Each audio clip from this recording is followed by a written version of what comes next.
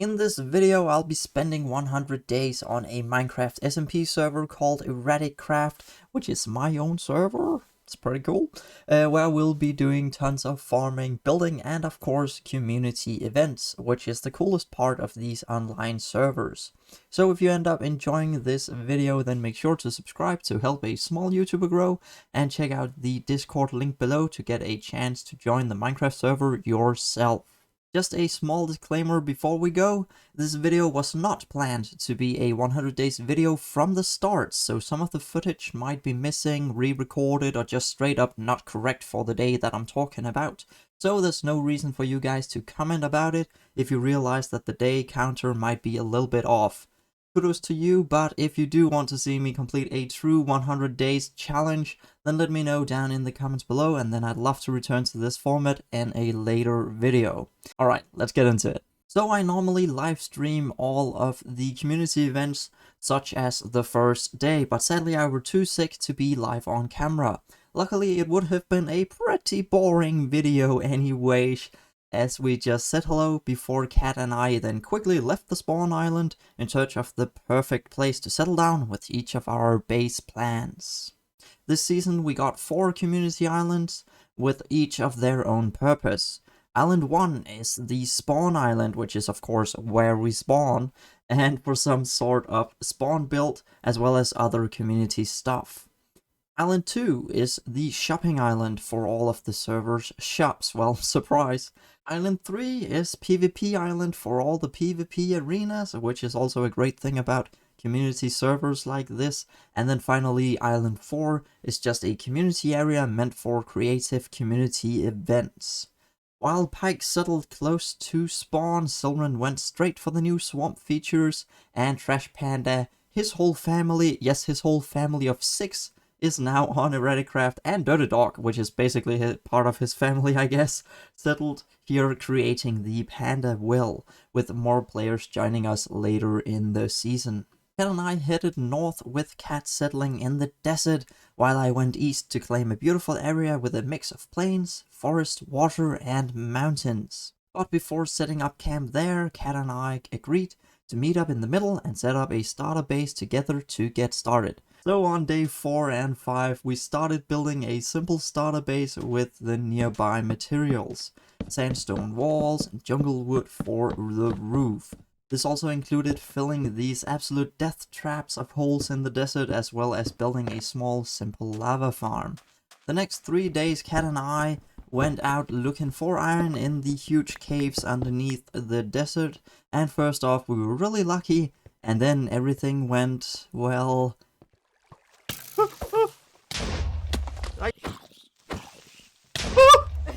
Nej, nu er det ikke sjovt mere dog. Ej, for seven. Katrine! Op i skjoldet! Nej, jeg skulle bruge dig! Nej, der kom en mere! Nej, ikke mere! Godt. Nej! Startet! Ej! Ej, du tager nogle ting. Ej, nej!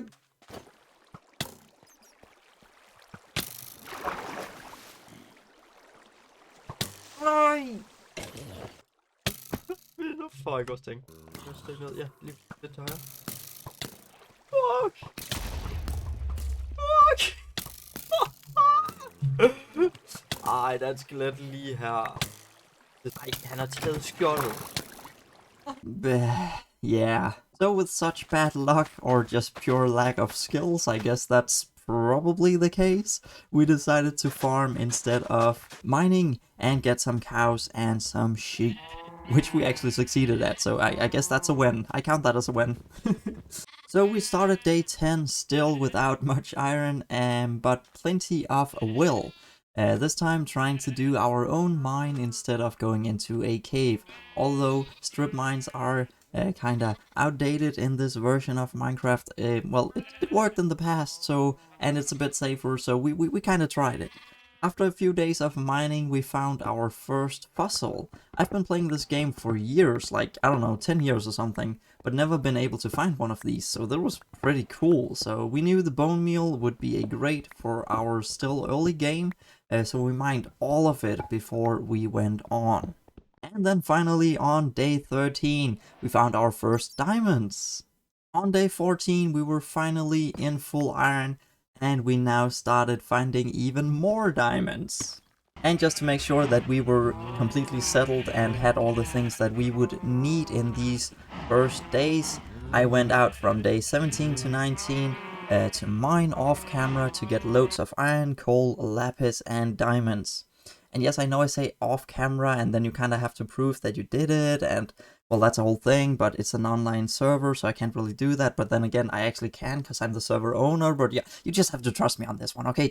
Yeah, I did that off camera, okay? And we got all this stuff. Promise, I'm not cheating. On day 20 to 21, it was now time for enchantments. So I started building the enchantment tower, which I had a great vision for. It would be a little different from the rest of the house, but still look magical and beautiful, using a little bit of sandstone and then deep slate. It was looking promising when I set up the enchantment table. But then I decided to mix acacia wood into the mix, creating this but ugly tower. Yeah, I don't know what I was thinking here, but well, there it is. I then chose to dig a tunnel through the nether all the way to the portal leading to the spawn island, which took ages. We did not have much iron in the first place, so after this horrible decision of wasting iron pickaxe after iron pickaxe on this 2x2 tunnel, why did I make it 2x2? Going through basalt and everything, we had basically no iron left again.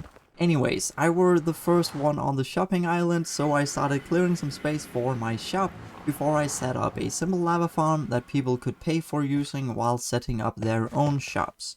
Spoiler alert, nobody used it. The aesthetics of the farm ended up looking really bad, but still relatively good, as I only used whatever I had in my inventory, so it could be better, but it could be worse, I guess. But all in all, yeah, no sales, and it looks bad ugly. I mean, yeah, complete failure, let's be honest here. God dang it. The next few days I spent luring 2 villagers to our base using the composter trick. If only I had known this trick earlier, I could have saved so much time in other worlds instead of moving villagers in boats, using pistons to push them up blocks, and oh my goodness, it's just ugh. At the end of the day, 29, I got 2 happy lovers in our living room. The next day I collected all the resources so I could get a room for the 2 villagers that were so tough to keep from each other. Finally, on day 31 I got to level 30 by mining quartz, so I could enchant a diamond pickaxe, giving me my first super tool of this adventure. But before I could reunite these 2 lovers, I had to go with the whole server to free the end. Nice! I got it. Crouch, crouch, crouch. Okay, never mind. Yeah, we got one open side, guys. We got one open side. Okay, Be careful. okay. Just keep shooting in. Stop shooting in here. Ow! Oh, I almost died. Oh, shit. Okay, stop shooting. Stop shooting. I went straight to 3 hearts. It's coming down. Get him. Get in. Oh, come on. Let me in there. Let me in. I'm about dead. Nice. Oh, no. And now the day had finally come for the villagers. I started building them a little farm where they could enjoy the rest of their lives. Yes, they did want this, I'm sure. They were twisting and turning in their boats to get free, and I'm sure it's just because they really wanted to be together and like touch each other and make love and stuff, which is like the point of this. So, and definitely not because they don't want to be my slaves forever. Well, anyways, now they get to be together forever without ever being apart. I even want them to breed, so the more love they make, the happier I am, and the happier they are, I'm sure. I mean, that's what I got them here for, and I'm pretty sure that's why they voluntarily followed me to the base and have been sitting in the boats voluntarily as well for all this time, I'm sure. Yeah. Let's move on. And just as I said, the two lovers quickly started making little babies for me, and sadly also a bit too many, as there were suddenly villagers all over the place. So I had to patch up the breeder before starting to kidnap the villagers and force them to stand in one place for the rest of their life to do my bidding. Honestly, I had so much trouble getting these villagers into place that I don't even feel bad for them anymore. It was so frustrating. Teleporting, running away, and rolling away in the minecarts. Finally, I got the hang of it, getting 3 villagers in by the end of day 43. This takes way too much time. Before getting more done at the base, we had another community event centered on building a safe house on the spawn island and also on the shopping island. Both houses ended up looking pretty good, if I may say so myself. I didn't have time to do anything else before the next community event came around, and we all had to go to an ancient city together. Some of us were super scared and had never tried entering one of these before, and it only gets more difficult the more people go to one of these at the same time. Oh, That does not That's one. sound good. that's one activation. That was first time. First time, yeah. Oh, That's a Jesus, this is warden. scary. Oh, what did you do? Oh no, it's activated. Who did that? Kim. One more chance already. We haven't even started. He's here. He's fucking here. Wait, what? What? For the content? I missed. You missed. Oh, you hit him. Oh, he's angry. He's real angry. Oh. He's pissed now. Oh, All of a here sudden he there's comes. another one. Here he comes. He's gonna hit you with his sonic Oh, boom. Oh. no! No! I'm dead. Oh, he found you? Go down. Go down. Oh, Jesus. No. Maybe I shouldn't have shot him. So, He's right here. Oh no. Oh no. No, no, no, no. I just see Kim Kurt. Kim coming, running past me. Oh, it just spawned right next to me. Kim, what did you do? I'm looking Good for my job. stuff. but you made him spawn right next to me. Oh, there's more diamonds. Oh, he's bloody coming for me. Kim, Louis, no. Louis, run, Louis, run. I can't see shit. I'm just going up. Kim. So who's up for another ancient city? No. Not I right now. need stuff. Oh, I can't do anything. Am I the only one? On day 54, I had finally returned home and started working on an automatic food source for the base. An easy automatic farm to build is the chicken cooker, so that's what I went for. After I had built the KFC, I then remembered that I didn't have any chicken as I live in a bloody desert.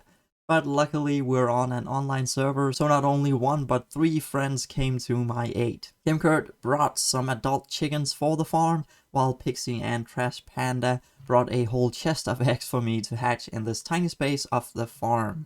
Weirdly enough, these were actually the lucky chicks, considering that their babies will, well, turn into KFC. On day 56, I started trading with the first villagers, giving them carrots that I could then turn into brand new iron armor. The next 3 days were spent doing a Hunger Games community event, where Armed Valhalla, Darkmaster, Trash Panda, Dirty Dog, Steel, Kim Kurt and I would fight to be the last man standing on a deserted island. We'd all start in the middle with nothing, but 20 minutes to get geared before PvP was enabled. So obviously first thing was to get basic tools and food, but just then the first person already fell. Not to a hostile mob, or another player for that matter, but to strict parents. Oh, still has to go now. Alright. Fair enough.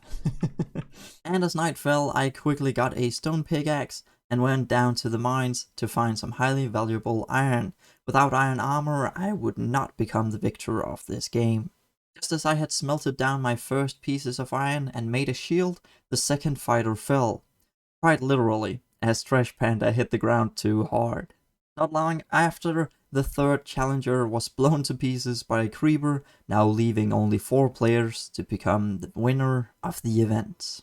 I now had tons of iron, starting to feel quite comfortable with only half the time left before PvP was finally enabled.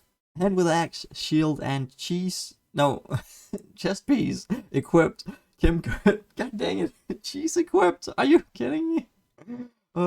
With axe, shield and chest piece equipped, Kim Kurt left Dirty Dog, Dark Master and I in top 3 when he had an unfortunate run-in with a zombie.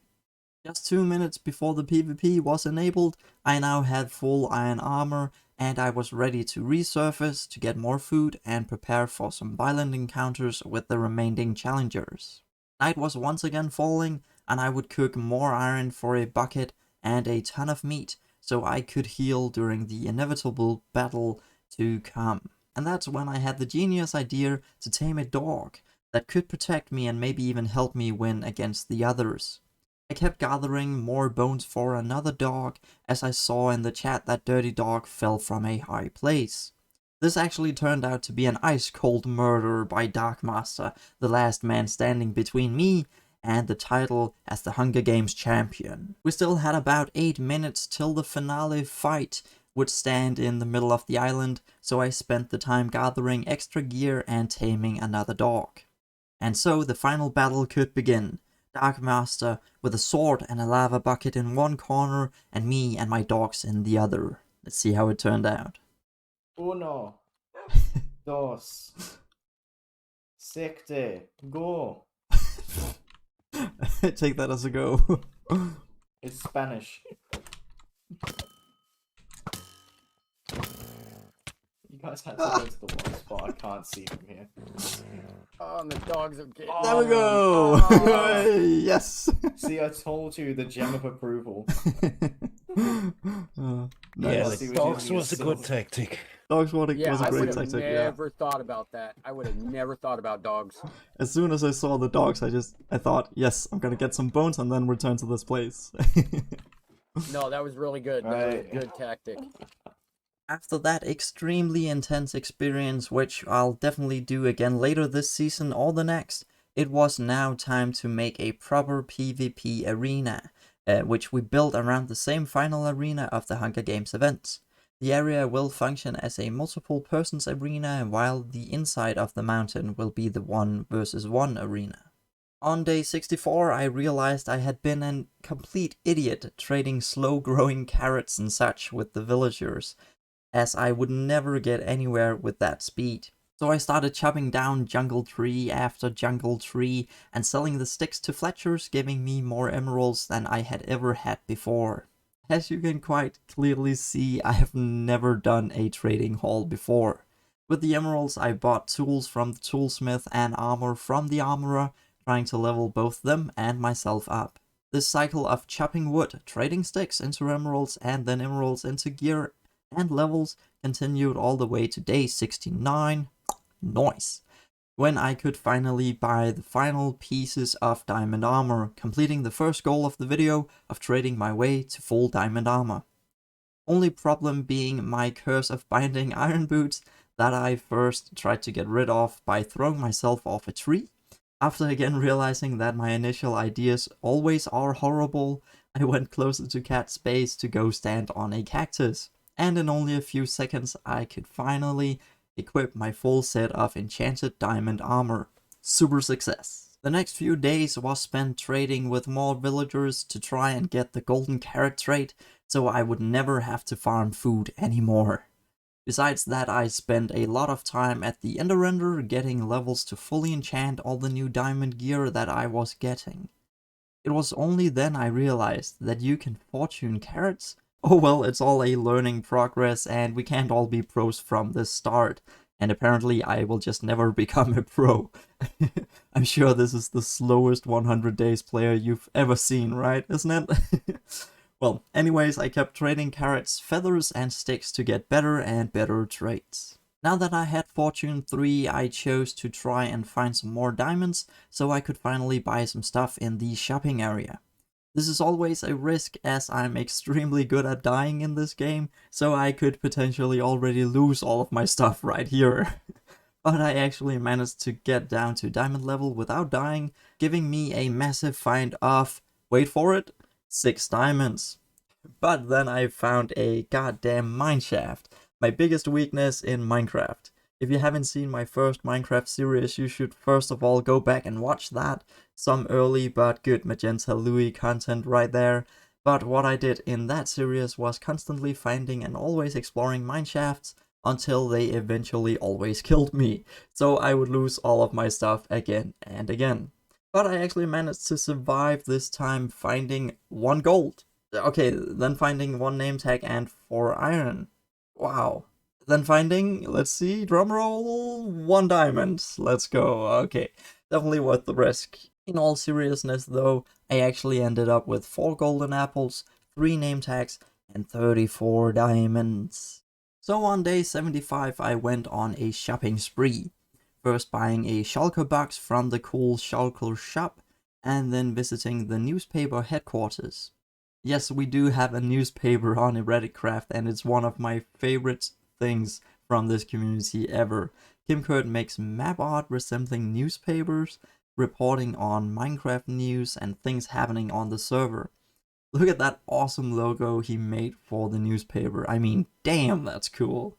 But besides looking at the newspaper and getting some free water, I were here to buy some enchanted books to perfect my set. Day 76 and 77 was spent on finishing my sword and my axe, once again getting XP at the ender render, finalizing my pickaxes, like and subscribe, and my shovel.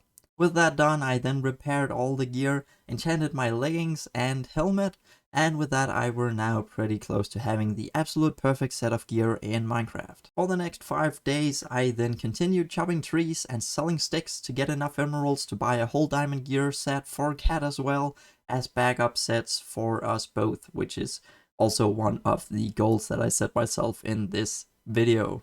The next day I gathered materials to build an enchantment table at the ender render, as it was getting quite annoying going back and forth again and again and again and again and again. As we still didn't have much iron, I chose to spend a lot of time cutting leaves with a pickaxe. I mean, oh yeah, I can't even promise that I'll be smarter in the next 100 days. Basically given up myself, to be honest. Anyways, on day 85 I crafted the bookshelves as well as a new enchantment table so I could start building the enchantment setup. Needing some anvils for book and gear combining, I chose to take down the ones surrounding the Enderman, changing the design of the place a little bit. After removing the fence as well, I put down leaves that will eventually be filled up with the bloody heads of the poor slaughtered Endermen. Yeah, that was a bit weird. We are now closing in on the final days, so I started combining the books that I had bought and then putting those on the gear that I had yet to perfectly enchant. With the boots, chestplate and bow now perfected, I finally had the best set imaginable. Except for having netherite of course, but I guess that's a job for the next 100 days. After this I went to the nether, as I had just realized something that I should have done a billion years ago.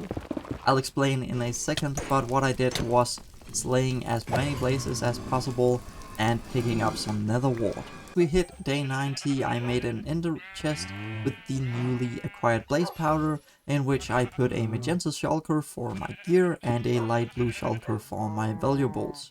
Now I could easily and safely bring those items everywhere. Next up I crafted a brewing stand and started making weakness potions. Yes, I'm finally going to convert villagers to get better prices. I didn't think it would be worth it, but I've now spent almost 100 days trading and I've still not reached my goal. So yeah, here we go with some conversions of villagers. This actually took a lot longer than expected, as I kept having so much trouble with these horrible villagers. Oh my goodness, I flippin' hate them. And I hate zombies even more now as well. Okay, so he wouldn't let me close the trapdoor behind him, first of all. Fine, I made it work anyways. Then he kept focusing on me, although he had delicious, defenseless villagers right next to him. Fair enough, I walked away, but then it turns out he can't reach them behind an open fence gate. Like, what is that? But okay, it's fine, it's fine.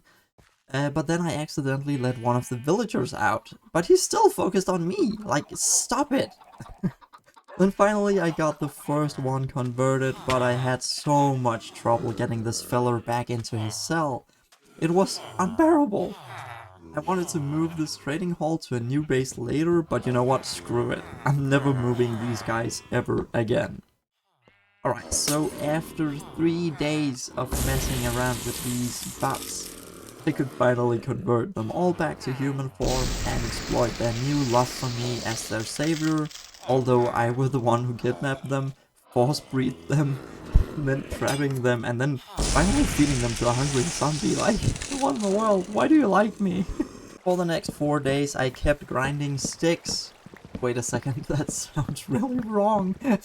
But anyways, after trading some more with the new prices, I finally had all the backup sets that I set out to get as my goal for the first episode. What a complete poop show. That's all I did for all these days, oh my goodness. I was still feeling pretty proud that I got backup sets for myself when I will eventually die, and that I got the perfect gear all by myself. For day 99 I went back to the end to lightly enchant the gear for Cat. She can't really control efficiency 5 anyways, so that she can get on with her base building a little quicker than stone and iron tools will allow. So I went to her soon to be Western Town and left the gear including a heal potion, 5 leads, 64 cookies, 4 cakes, and of course a magenta lilac as a sign that it was from me. And yeah, that's it. So on day 100, me and my 3 dogs all left our shared starter base to start a new adventure. And so here, in the midst of water, in between mountains, ice glaciers, and maybe even a volcano out there in the background, this is now where I will settle. And as you can see, I've also now changed my skin, so I am officially ErraticLewi, ready for the next episode. And so I hope you enjoyed this 100 days challenge here on ErraticCraft, and if you did, then please do leave a like and maybe even subscribe if you are new to the channel. Put it down in the comments below if you want to see more from the server. Obviously, I'm gonna make more videos from this new adventure that we're gonna start right here, but it would be nice to see that support down in the comments anyways. Check out the links in the description, where you'll also find the link to my Discord server, where you can also join this Minecraft server if you are very lucky. With all that out of the way, thank you so much for watching, and I'll see you next time.